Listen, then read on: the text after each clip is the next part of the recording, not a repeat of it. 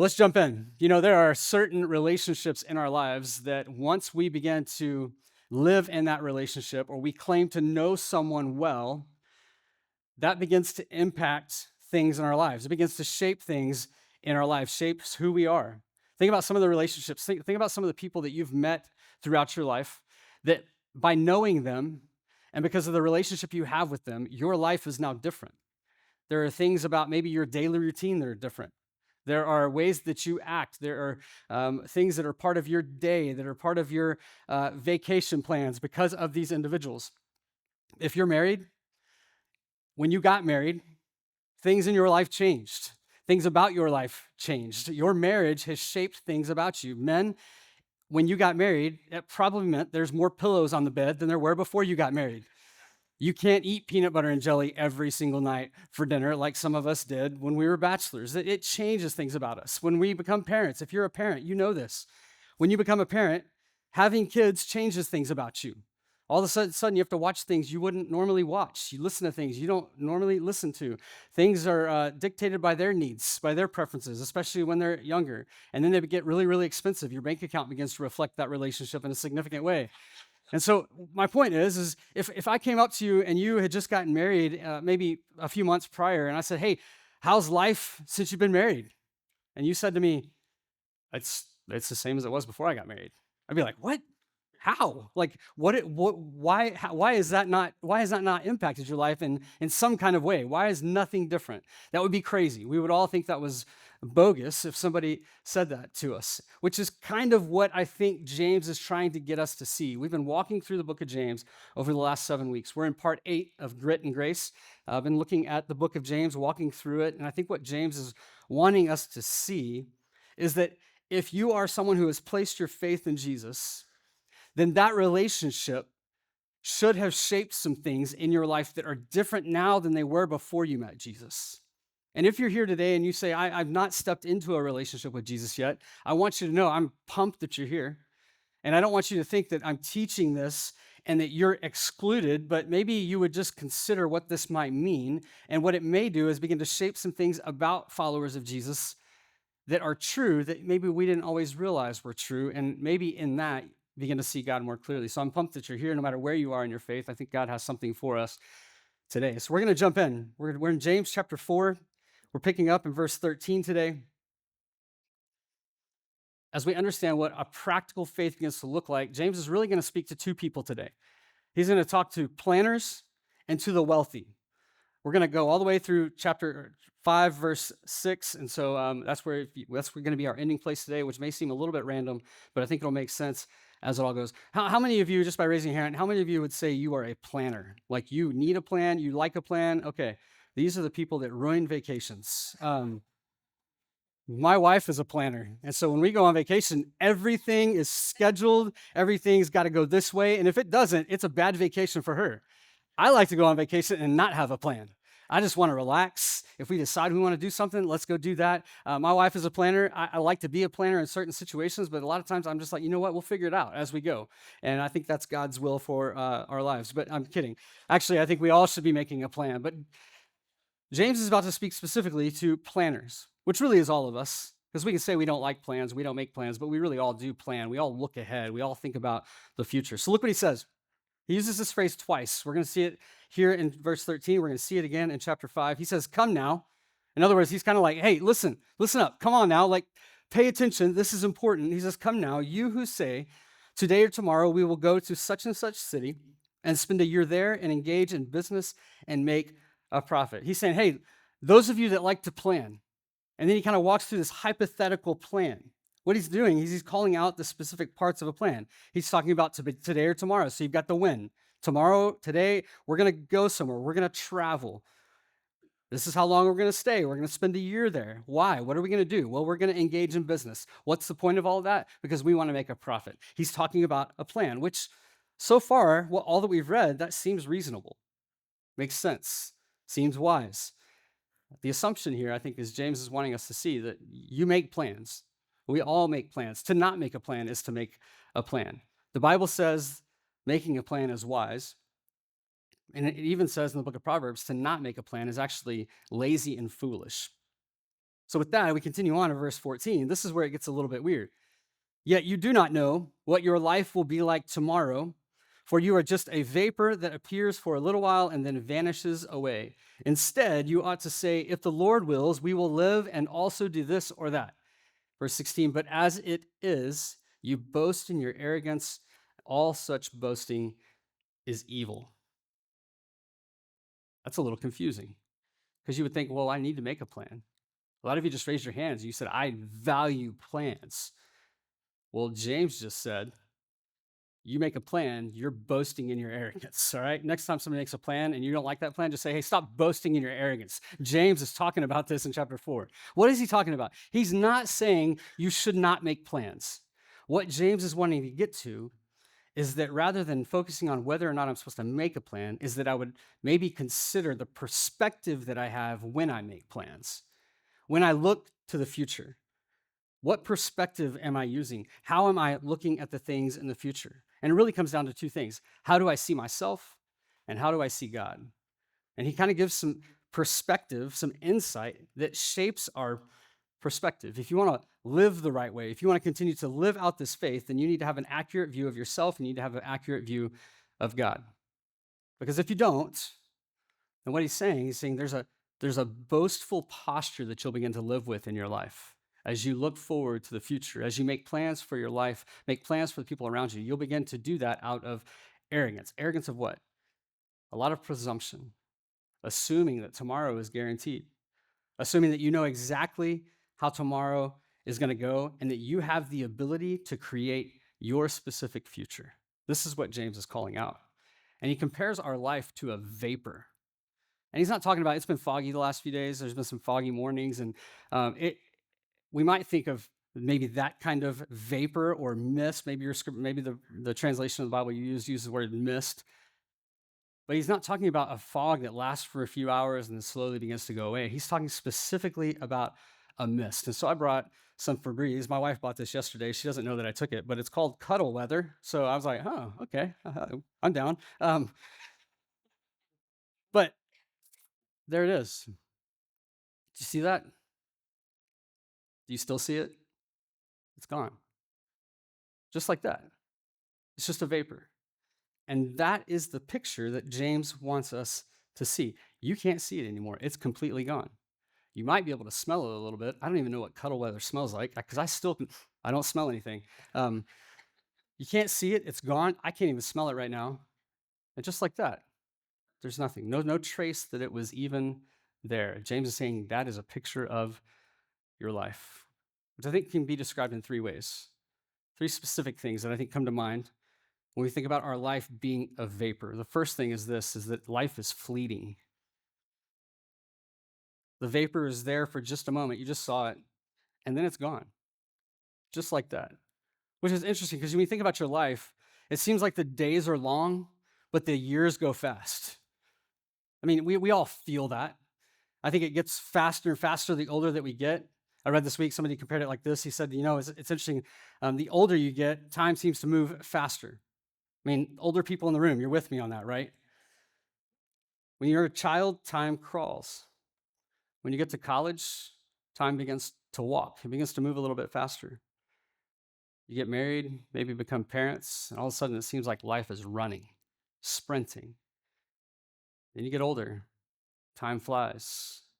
You reach retirement, and time vanishes. Really, it comes down to this. Life is like a roll of toilet paper. Every revolution gets shorter and shorter and shorter. That's what life looks like. Life is fleeting. It's not going to last forever. So young people, enjoy the tight skin, enjoy the toned muscles, enjoy the good vision. For the very first time in my life this week, I started looking into readers because I'm struggling to read the text on my Bible, and that bothers me. I probably should have done it about 6 months ago, but I've been in denial that it's happening. The point is life is fleeting. It's not going to last forever. But not only is it fleeting, it's forgettable. Think about this. Life vanishes, and you forget that it was even there. Now, this can be a little bit discouraging to think about, but just hang with me, because this isn't exciting to consider. But what James wants us to realize is that your life is forgettable. Think about it this way. Some of you in this room, I won't make you raise your hand because that would be awkward. Some of you in this room, you were top of the class in your high school. You were the star athlete. You were the valedictorian. You were the most popular, most likely to succeed. You were it. People knew you. People talked about you. People wanted to be close to you in high school. For many of you, if you went back to that high school tomorrow and you walked in the doors of that high school, nobody there is going to know your name. They're not going to recognize you. They're not going to know the stories about your life. They're just going to look at you and think, who's the creepy old guy that just showed up at the school? Now, there are exceptions to this, but they're very far and few between. I mean, if you think about all of this, let's reflect on it this way. Raise your hand if, right now in this moment, quickly, you can think of all four names of all four of your great grandfathers right now. Do you know all four names? All right, we see some hands. Of course, John knows that. I should have known. Texas Tech grad. It's just a good year. Things are good in your life. You remember things. Life is like a vapor, John. Here's what's interesting. Most of us can't remember those names. That's only 4 generations. And that's our blood. That's our relatives. And we don't know their names. Life is forgettable. Humanly speaking, life is forgettable. It's fleeting, it's forgettable, and then lastly, it's fragile. Like when I spray this mist, like I can just wave my hand at it, it's gone. And now my hand smells like cuddle. Isaiah 2, verse 22 says, "Take no account of man whose breath of life is in his nostrils, for why should he be esteemed?" Isn't that fascinating? Like you can go without food and you can live for weeks, maybe even months. You can go without water and you can live for several days. You go without air and you're not lasting more than a couple minutes. Regardless of how strong you are, you could take the strongest, mightiest Navy SEAL, ninja warrior, whatever you want to call it, the strongest, most dangerous person in the world, and you begin to restrict their airway. You begin to take their life. Because our life is fragile. This is James' point. He's saying all of the confidence you have in planning for tomorrow, for planning for next week, for planning for what your life is going to look like is arrogant. Because one small thing could change everything. And oftentimes that one small thing is something you have no control over. It's like the man who's looking out his window at the top of the skyscraper. He has the best view of the city. And in his hand, he holds the reports that show that his quarterly returns are 3 times what he predicted that they would be. And so as he's looking out over this clear blue sky, he's excited about what the future holds. He begins to reflect on his life as he's looking out in this incredible view, and he's thinking about the marriage that he's in and how happily married he is. He thinks about his 2 twin boys who are both at 2 different Ivy League schools on full scholarship, one academic, one athletic. Things are just going good in his life. He's healthy. He just completed and finished in the top 10 of his age group, the New York City Triathlon. I mean, things are going good in his life. And tomorrow he thinks, I will continue to invest. I'm going to take this triple return. I'm going to invest it. I'm going to make even more. Problem is, it's 8 a.m. on September 11th, 2001, on the 105th floor of the World Trade Center. You don't know what tomorrow holds. This is James' point. We're all one unexpected phone call from life completely changing. A phone call from the highway patrol telling you that there's been an accident, you need to come to the hospital. The phone call from the doctor's office saying, hey, we need you to come down. We found some results on a test that we didn't expect to find. I still remember where I was standing when my wife called me and she said, hey, the doctor called and he wants us to come in the morning and I don't think it's good news. I'll never forget exactly where I was standing, hearing her say those words, because all of a sudden everything else hit pause. Everything that was important all of a sudden wasn't important. And I know many of us have all experienced that reality in some way or another. The point is we don't know what tomorrow brings. It would be presumptuous to say that we did. So what James wants us to remember is that you don't need to assume that you know everything will take place the way you think it will. And you don't even need to hang on to this hope. I hope this is how it's going to go. But rather, what James wants us to see is that my view of tomorrow, my view of next week is limited. And my limited visibility leads to humility. We talked about this some last week. We talked about the idea of humility. When I remember and I recognize that I don't have the power to see into tomorrow, to influence everything that's going to happen tomorrow, that I don't have control over tomorrow, then what it does is it reminds me of who I am and who God is, and that I can't see everything well, but He can, which leads me to a place of humility. And my life begins to fall in alignment with that humility, which leads to a different mindset, a different perspective as I plan out my future, as I consider the things that are going to happen. You are a vapor. Our life is a vapor. We're not to be discouraged by that today, but maybe awakened to that today. Because most of the time, our natural tendency is to live today like I'm going to live forever, forgetting that life is just a vapor. I was reading this week an article that was talking about Malcolm Gladwell, who's not a follower of Christ, and talking about how many secular thinkers today in today's culture are actually coming to this realization, beginning to recognize that the truly self-made man, truly self-made woman is really just a myth, that no one is fully just self-made. You didn't control every single thing that led to where you are, to where you think that you're successful in life. Malcolm Gladwell specifically begins to say, he says, there are the right circumstances that were happening around you and for you that you had no control over. There was the upbringing that you had, that somebody else chose for you, that maybe led to some of this in your life. Timing was important. There's so much outside of our control. There's social networks that we're connected to, sometimes on purpose, but not always. All of these things we need to recognize are beyond our control. And so Malcolm Gladwell specifically says, be careful in boasting in all of your past successes, failing to realize that you're not ultimately in control of all of that. And I think what James would say a little bit differently than that, he would say, be careful in boasting in past successes, failing to realize God's hand of grace in all the things you've experienced. This is where I think Malcolm Gladwell falls a little bit short. It would be foolish for any one of us to look back at what God has done in our lives, what we've experienced, and not see His grace in our lives. But even more so, it would be more foolish to look forward and not see and not realize that all of that is not under our control. I don't have the ability to influence all of those things. This is what I think James is talking about when he says, if the Lord wills, we will live and also do this or that. In other words, avoid the arrogant assumption that I'm in control. I'm a control freak. We all are to some extent. And sometimes I can get to a place where I think I've got it all under control, and I fall into these reminders where, no, Wes, you don't. But this is our natural tendency, especially as Americans. Like there's a simple phrase that I think we like to tell ourselves and tell the people around us. I tell my wife this all the time. Something comes up, something needs to be done, and I just say this, I got this. I got this. Brandy hates when I say that because she wants to know how I'm going to get this. She wants to know the plan, and I don't have a plan. I'm just confident in what I'm going to do and what I'm going to come up with as a plan.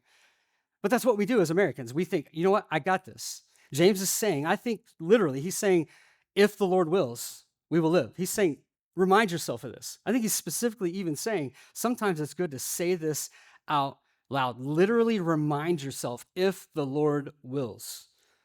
Now, I don't think he's saying you need to be a weirdo, and every time you say anything about anything that's coming up, always say, if the Lord wills. You're not going to have a lot of friends if you do that all the time. But I think it is important to routinely consider, if the Lord wills, this is what tomorrow will look like.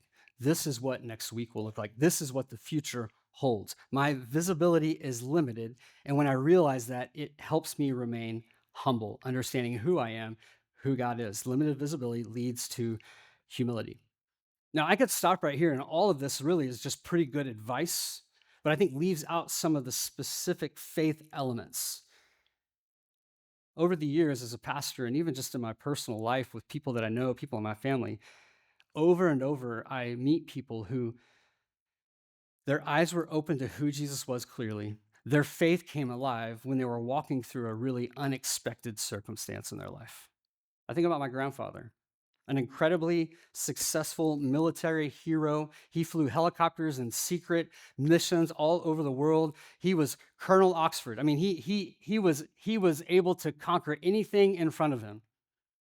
He went through some really difficult struggles in his life, and he continued to push through. He was strong. He was determined. He had ambition. All the things we look at somebody and say, man, that's admirable. And it was. And then in the summer of 2008, They found a brain tumor. And all of a sudden, the one who was strong, ambitious, in control, able to dictate what tomorrow was going to look like, had no power over what was taking his life from him. And over the years, as a child and even in my teens, I remember having conversations with my granddad, talking to him about who Jesus was, talking to him about church, and he was always respectful. I remember him engaging in those conversations, but there was always just kind of a lack of interest. And when he got the brain tumor, it quickly began to wreak havoc in his body, and he passed away just a few months later. But just a few weeks before he passed away, his neighbor stopped in and shared the gospel message of Jesus with him, the same one that had been shared with him years before, over and over. And in a place of humility, he heard it differently. And his faith came alive, and he recognized who Jesus was, and he confessed Jesus as Lord. Sometimes I think we can so quickly think that we have it all figured out. But I think what James wants us to realize is that life is a gift. None of us deserve this life. None of us deserve what God does give us. But yet we have it anyways, which I think is why he says, if the Lord wills. Because what we could miss is in this day, in this context, oftentimes people would say things like, well, if the God's will. Because there were all these different deities that they would look to, that they would worship, that they would have to be in submission to in order to have the life that they wanted. And so they would say in kind of a sarcastic way, if the God's will, then hopefully I'll be back tomorrow. If the God's will, they're not going to take me out because I haven't lived up to the standard that the deities require of me. And so when James says, if the Lord wills, there's something familiar in that for the original audience that he was writing to. But notice he doesn't say if the God's will, he says if the Lord will. And he's using the personal reference of Jesus, personal reference of Yahweh in the Old Testament. There's something personal about this. And I think when we understand when he's pointing to Jesus, he's not pointing to someone who's looking to strike us down and to take life from us, but rather who comes gentle with grace to bring life, who values life. His desire for you and for me is life. And the reason that I have air in my lungs today is because he allows me to have air in my lungs today. And so what happens is when I begin to see that and understand it, I begin to recognize his will, his plans and purposes for my life. It leads me into a place of alignment with him, which is only realized when there's humility in my life. There's something he wants to do in my life. There's something he wants to do through my life. I'm part of something bigger than me. I'm part of a plan. Every single one of us have that opportunity in front of us. And when I understand that life is a gift, it fuels this gratitude, this thankfulness in my life. Everybody do this. Hold up 2 fingers, Boy Scouts. No, Boy Scouts 3 fingers. I don't know. I did Boy Scouts one time and then I didn't do Boy Scouts. Take your 2 fingers now. Hold them to your neck. You feel that? That's your pulse. What have you done to make that happen? Nothing. We don't give life. We can take life, but we don't give life. Every time I feel my pulse, I just think grace, grace, grace. Actually, right now it's more going grace, grace, grace, grace, grace, grace, grace. Yours might be a little bit slower. But I think grace. And when I think about grace, it leads me to gratitude. And it reminds me I'm not in control, which leads me to the second thing. Fragility shapes priorities. Like a vapor, I'm not here long, but I live like I'm going to be here forever. I'll show you this. This is maybe an illustration you've seen before. This is not original to me, but I've got a rope up here. And maybe you've seen an illustration similar to this at some point in the past, but I want you to look at this rope and just consider this. This rope goes from here, off the stage, out the door, all the way to Conroe, all the way up I-45 to Huntsville. This is a long rope, all right? You've never seen a rope like this rope. This part of the rope represents your life. The rest of this represents all of eternity. Well, that's a unique perspective that we often don't think about. We often think maybe the opposite. We think about eternity being here, but this is your life. And I know some of you are like, yeah, but Wes, I eat kale. I only eat organic. I don't eat sugar or eat artificial sweeteners. I wear a vest when I walk around the neighborhood now. Whatever it is that you've done to try to make life better for you, okay, that's fine. That's fair. But that just gives you another couple millimeters maybe. So I think what James wants us to see is when we recognize that our life is just like a vapor, I see the fragility of my life, but I begin to live my life with a different perspective. I begin to live my life with the end in mind, with eternity in mind. How I'm living here, I want to live with this as my perspective. Because when I'm truly ready for the end here, then I can truly live here, which leads to life here forever. I think we struggle with that perspective. James gets this from, I think, listening to his brother. James is the half brother of Jesus. I think he heard Jesus talk about this over and over and over. Jesus in Luke chapter 12, he talks to this guy who's been incredibly successful, and he's talking about the new barns he's going to build up to put all of his things. And he's rich, he's wealthy. He's like, I'm going to build all this. And Jesus looks at him and says, "You're going to die tonight." Well, wow, that's really encouraging. And I think this is where James is coming from. Because you think about that, you're like, okay, so that's depressing. So Wes, are you saying we just need to sit around and think about dying all the time? No. I think we keep that in perspective and understand and remember, consider your life will end. So how will that impact the life you live before it ends? Before it ends on this earth, how will the end influence now? Let me ask you this. What are the top 3 things in your life? Top 3 priorities in your life? Maybe it's a problem, a struggle. Maybe it's an opportunity that lies ahead. Maybe it's a relationship that's exciting, or maybe a relationship that's dysfunctional. But what is it that the top 3 things that you walked in here today with? What are those things? Now consider this. You find out tomorrow that you're not going to see 2026. All of a sudden, what happens with those 3 things? Do they stay the same? They change? They become less important? You still have the same priorities? I think this is what James wants us to see. One of the parts of my job as a pastor is to officiate funerals. And every time I officiate a funeral, it leads me back to this place where I have to consider. It's a constant reminder for me. Maybe God did this on purpose so I would remember, because I struggle to remember. I remind myself as I'm preparing for these, as I participate in them and I reflect, there's a lot of things I worried about this week that I probably shouldn't be worrying about. Does so-and-so care this much about what I did and how I did it this way? Did that sermon land the way that I wanted it to land? Was all that time I spent on that hobby, on that activity, on that relationship, was that the best use of my time? Was that the right priority for my life this week?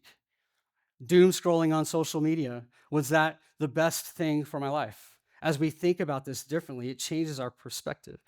And it helps me realize that so much of what I actually focus on is meaningless when I consider the end. When you consider the end, in the face of death, are your priorities broken or beautiful? I often fall in a place where they're broken. They're dysfunctional. They're not even leading to life. And so as you remember the fragility, you remember your limited visibility, what are your priorities? And then think about verse 17. What does he say? He says, for one who knows the right thing to do and does not do it, for him it is sin. In other words, don't put off to tomorrow what Jesus told you to do today. As the Holy Spirit lives in us and convicts us and shapes in us something new, something life-giving, oftentimes we recognize it, but then we think, okay, tomorrow.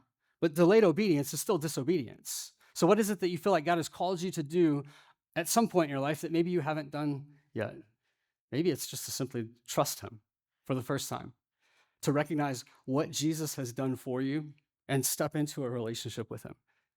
Not worrying about getting all cleaned up first, not having all the answers first, not having all the doubts realized first, but just stepping in faith. Maybe that's the first thing. Maybe that's the step. Or maybe it's to tell someone about Jesus, someone in your life that you know, and you know you've been meaning to talk to them about faith and you just haven't done that yet. Or maybe it's reconciling a relationship, stepping into forgiveness. And the reason maybe you haven't stepped into forgiveness is the reason I don't step into forgiveness sometimes is because it's embarrassing and because my pride is in the way. And so be able to set that aside and step into what I know he's called me to do today, because when I fail to do that, what James is saying is this is sin. And so as I live with the end in mind, live with death in mind, live with what is coming, what I know for sure is coming, then it should lead how I respond, how I live. Maybe make that phone call today, have that conversation, visit that individual, jump in and begin to invest and connect with people in the church, begin to serve, begin to grow more intentionally rather than just showing up and being a face in the crowd, which is okay to do for a season. But at some point, there's more. So what is it that God is calling you to do? Is there anything that he has put on your heart recently but there's been no action toward it yet. Death comes for us all. And in every circumstance, it comes earlier than we expected, earlier than we anticipated. Are you going to be ready? Where do you stand with God? When you stand before Him, what is that experience going to be like? As you consider that, who in your life is it that needs to hear that? That when you get there one day, you think back and you think, man, I wish I would have shared more with so and so about this. I wish that so and so would know. I hope that they know. Parents, man, we can get so focused on helping navigate our kids' lives so they have every possible advantage for their life. They make the right team, they make the right grades so they can have the right future. And we get so focused on that. But what if the priority is actually supposed to be that they would know God, they would trust God, and they would love the people around them because of their trust and love toward God? That's the priority. So, with all of that in mind, let's spend the last few minutes looking at what he says in chapter 5, because these are connected. And so I think what James does is as you jump into this next passage, I told you we're talking to the planners, which is where he spent the majority of our time, and now he wants to talk to the wealthy. I'm not going to make you raise your hand if you think you're wealthy or not. Okay, so just go ahead and throw that out there. But it's easy, I think, to say, well, I don't understand how these are connected. But I think when you dismiss what he just said, of what it looks like to live with the end in mind as we're making plans for our future, to be humble in that, then when we dismiss that, I think the place where you see you see this manifest the most in your life is where you use your money, which is what James is about to talk about. He says it again in verse 1. Come now, you rich people, weep and howl for your miseries which are coming upon you. This is weird. Can we just say it's weird? It's like all through Scripture, you read about money over and over and over. You read about God's heart toward money. James just has this way of just calling it like it is and just throwing it out there. Now, it's important to understand money is not wrong. Having money is not a sin. James is not trying to tell us that. We're not passing the plates today. We don't ever pass the plates on Sundays. The church isn't struggling. I'm not coming after your money, but I want us to see something. In verse 1, like, this is intense. Why is this intense? Because when you look at all of Scripture, you look at all the way back in the Old Testament, God is not anti-money, God is pro-people. God is not anti-money, he is pro-people. You go back and you read in Leviticus, and he talks about as you begin to farm and you begin to plant your crops, you begin to harvest your crops, he tells the people, leave the corners, and anything that you might spill, just leave it there. Why? So that you can help provide for the needs of people that don't have crops, for those that are hungry, for those that are starving, for those that are needy. In other words, I think what James is pointing us to is what Scripture points us to all throughout. He wants our heart to reflect God's heart. This is what God wants. He wants us to be pro-people. He's not anti-money, pro-people. He's not calling you to take the pledge of poverty here and just give everything away and just live in miserable poverty in horrible conditions. This is not the calling that James has. But as we walk in relationship with Christ, then we become concerned about the things he's concerned with. I have to say, I maybe even apologize, step into forgiveness here. I like to bust the chops of Cowboys fans. I've done it from this platform over the last couple of years. If the Cowboys come up in conversation, I begin to make some kind of a joke. I saw this incredible thing on a friend of mine posted the other day. They decorated their yard for Halloween, and it was all skeletons wearing Cowboys jerseys, and it was looking back to 1996. And I was like, man, that's pretty genius. I like to bust the chops of Cowboys fans, but can I just tell you, if I'm being fully honest and transparent right now, I actually care about the Dallas Cowboys. I actually care about how they're doing. You know why? Because my youngest is a passionate fan of the Dallas Cowboys. I know I've misled my kid. I allowed him to fall into that trap, but it is what it is. And just a couple of years ago, we went to a Cowboys game, me and Cam, and we showed up, and it was a close game. It was an intense game, back and forth, the Detroit Lions, and I found myself yelling and cheering for the Dallas Cowboys. I have despised the Cowboys my whole life. I was a Houston Oilers fan. All my friends were Cowboys fans. I hated them. But here I am standing in Cowboys Stadium rooting for the Dallas Cowboys. Why? Because my son was rooting for the Dallas Cowboys. And because what he cares about, I care about. What he's concerned with, I've become concerned with because of the relationship that we have with each other. This is James's point. And I think what he wants us to see, he begins to point to the return of Christ, the day that Jesus will return. And what he's saying, you'll be miserable. You will howl in regret and remorse when Jesus returns and you realize you weren't concerned with the things he was most concerned about. That is people, the people around you. He's not anti-money, he's pro-people. The problem is the more that I care about money, I have a tendency to care less about people. James wants us to reprioritize something very significant in our life. He goes on in verse 2. He says, your riches have rotted and your garments have become moth-eaten. Your gold and your silver have corroded, and their corrosion will serve as a testimony against you and will consume your flesh like fire. It is in the last days that you have stored up your treasure. Man, isn't this encouraging? Next week, we're going to kick off a new series called Butterflies and Unicorns, and just to kind of recover from James's words. I mean, he's just like, he's all in the face, and it's so intense. Why is he so intense? He wants us to see all the things you have, all the things you've accumulated, they don't last forever. In light of eternity, none of this is going to bring any return. It's not bad, but be careful what you're attaching your soul to that doesn't have significance beyond this vapor that we're living in. This is James's point. He's not saying don't save, but I think he is calling out a few other things. I think what he just talked about is this idea of hoarding. He's talking about don't hoard. The Bible is very clear that saving is wise. A fool would not save. A couple of reasons, so that you're not a burden to others as you grow older, so that you can provide for others as you continue to live life. There's reasons that saving is valuable, but stockpiling at the expense of generosity is the problem James is trying to expose. How much can I save? Okay, Wes, you're saying saving is good, but what's the magic number? I don't know what the magic number is, but I think there's value in considering the intensity that James is speaking in. I think for all of us, we give some, we save some, we spend some. I think our natural tendency is we give sufficiently and then we save extravagantly. But I think to be a follower of Jesus, as we begin to follow him and understand who he is, that begins to flip. And we begin to give extravagantly and save sufficiently. There's a difference. Where does that land for you? Which one categorizes you? To live with the end in mind. Life is just a vapor. At some point, you're going to breathe your last breath on this earth if Jesus doesn't come back first. There's two different ways this is all going to end for us in this life. As you consider that, where are your priorities? Where are you concerned with the things that he is concerned with?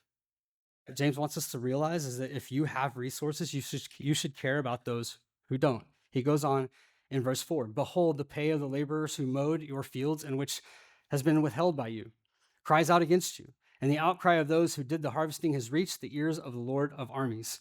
He's speaking about an injustice here. He talked about hoarding at first, like storing up everything you can for yourself. Now he's speaking specifically about an injustice. And he's not talking about being a thief, but he's being more specific, talking about living in an unfair way, in a way that manipulates other people so that you can gain more wealth. This is what James is talking about. And this was something that happened commonly in this day. He continues on.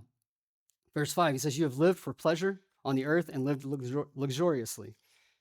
You have fattened your hearts in a day of slaughter.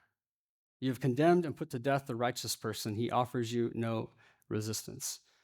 Some of the characteristics of a selfish, world-centered view of wealth is hoarding, injustice, and lastly, self-indulgence. I think he's talking more, he's not just talking about, like, I think it's okay to enjoy nice things, to have a reliable vehicle, to have a house that takes care of your family, that keeps you safe, that keeps you well. Like, all of those things are good. His point is that these people, the people he's writing to, which scholars believe this is a part of this book, that he's not actually writing to the people in the church, he's writing to the people outside the church who have no faith in Jesus. And he's helping them realize the point of their wealth, the reason for their wealth, the purpose of their wealth. And what he wants them to see is they're living completely disconnected from the people around them because of the wealth that they had. He's saying, be careful how you see it. If you're not careful, you'll begin to flaunt it. You'll begin to have these things in your life to try to make a statement about your life, to show that there is some significance. So how much is too much?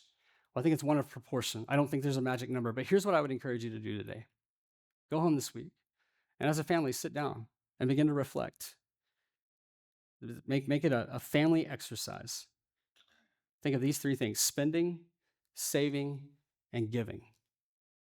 And in those three things, which one do you do sufficiently and which one do you do extravagantly? And in light of that, maybe as a family, discuss, what does this look like for us moving forward? What does it look like to use our wealth? Now, it's clear that this is serious, because what does he say to the rich people who are living it up now? He's saying, in God's eyes, you're just fattening yourself up. I didn't ever participate in this, but I had friends who did, and I know some of you do. But 4-H, FFA, I had friends growing up in high school who were passionate about raising up animals and then showing them in stock shows and livestock shows and those kinds of things. And so it's crazy. It's fascinating. They'd get so excited. They would go and they would purchase this goat or this sheep or this pig or this rabbit, chicken, whatever, all these different types of animals. And then they would begin to feed them like the best feed that they could feed this goat. So this goat would be strong, it'd be impressive. They'd live in these luxurious confines of a pen, and they were kept warm at night. They were kept well fed. Even before they would go on display at the livestock show, they would get this incredible bath. And I mean, just these animals are living at large. Like, they are living it the right way. And then they go to the show. It's determined, they're ranked in order of which one's most impressive. And then what happens? There's an auction. There's a sale. And all those animals that had lived such a luxurious life have no idea what is coming. But most likely, in most instances, they become something that's going to be on the plate at dinner for families all across the community. What's crazy about this is the picture I think James wants us to see. They're living the dream that only leads to the slaughterhouse. And this is what he's saying about people of wealth who fail to recognize what wealth is for. This is a picture of the hoarder, the greedy, the self-indulgent, the unjust. He's saying there's going to be a time God's going to show up. There's going to be an execution of justice for the poor, not an execution of you, but he's going to bring justice. And so let me ask you this. For those that have money, ask yourself this question, and I think this is true for every single one of us. You may say, well, I don't have as much money as I think I need. I don't have as much money as anybody else in this room, but we live in the United States of America, and we are wealthy. We are in the top 2% of wealth in our world. And so this is relevant for every single one of us, regardless of how much we have or we don't have. Why did God give it to you? Why did God give you that wealth? He made you rich. He blessed you with resources. Why? This reason: to steward, to leverage for his kingdom, for his purposes. Everything you've been given by God was given for a purpose. The calling is that we would discover that purpose and we begin to align with it and live in that and recognize that my means, my wealth, is to be used to help care for and meet the needs of the people around me. To share that, to be generous. Think about it this way. Let's say there's a poor kid at school who has nothing to eat for lunch most days.